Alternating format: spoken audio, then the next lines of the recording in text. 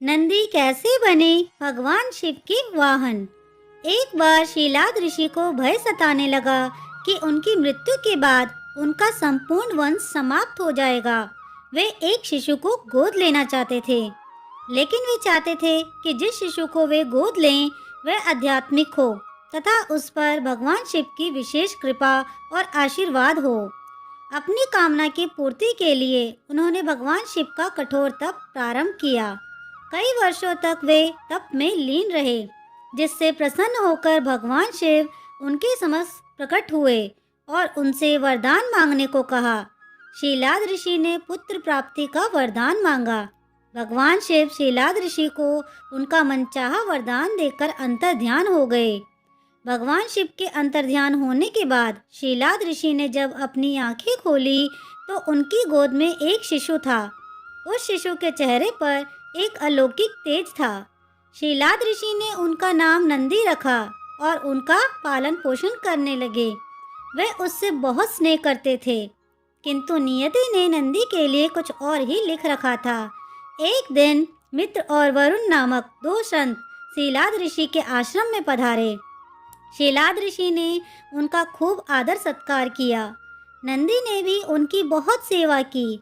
प्रस्थान करते समय शीलाद ऋषि और नंदी ने दोनों संतों का आशीर्वाद लिया। संतों ने शीलाद ऋषि को दीर्घायु और खुशहाली का आशीर्वाद दिया, किंतु जब नंदी को आशीर्वाद देने की बारी आई तो उनके माथे पर चिंता की लकीरें खिंच गई। शीलाद ऋषि ने ये तुरंत भांप लिया। जब वे मित्र और वरुण ऋषि को आश्रम के बाहर तक छोड़ने गए तो उनसे पूछ लिया कि उन्होंने नंदी को लंबी आयु का आशीर्वाद क्यों नहीं दिया। तब दोनों संतों ने उन्हें बताया कि नंदी अल्पायु है। ये सुनकर शीलाद ऋषि चिंताग्रस्त हो गए। नंदी ने जब पिता को चिंतित देखा तो उसका कारण पूछा। शीलाद ऋषि ने नंदी को पूरी सच्चाई बता दी। पिता की बात सुन नंदी हंसने लगे।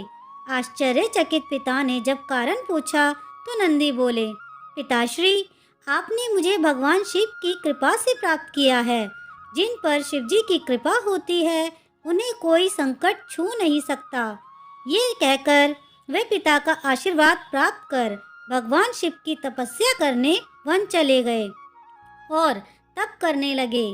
नंदी का तप इतना कठोर, ध्यान इतना प्रबल और आस्था इतनी मजबूत थी कि भगवान शिव को प्रकट होने में अधिक समय नहीं लगा। शिव ने प्रकट होकर नंदी से वरदान मांगने को कहा। नंदी ने पूरी उम्र उनका सानिध्य मांग लिया। तब शिव ने उन्हें बैल का चेहरा प्रदान कर अपने वाहन के रूप में स्वीकार किया और अपने गणों में सर्वोच्च स्थान प्रदान किया। शिव के आशीर्वाद से नंदी मृत्यु के भय से मुक्त होकर अजर अमर हो गए। भगवान शिव ने गणों के अधिपति के रूप में नंदी का अभिषेक करवाया। इस तरह नंदी नंदीश्वर हो गए। भगवान शिव ने नंदी को वरदान दिया था कि जहाँ उनका निवास होगा वहाँ नंदी का भी निवास होगा। माना जाता है कि तब से शिव मंदिर में शिवलिंग के साथ नंदी की भी स्थापना की जाती है। नंदी पवित्रता, विवेक, बुद्धि और ज्ञान के प्रतीक हैं। उनका हर क्षण भगवान को समर्पित है। वे मनुष्य को शिक्षा देते हैं कि वे अपना हर क्षण परमात्मा की सेवा में अर्पित करें, ताकि वे भगवान की कृपा के पात्र बन जाएं।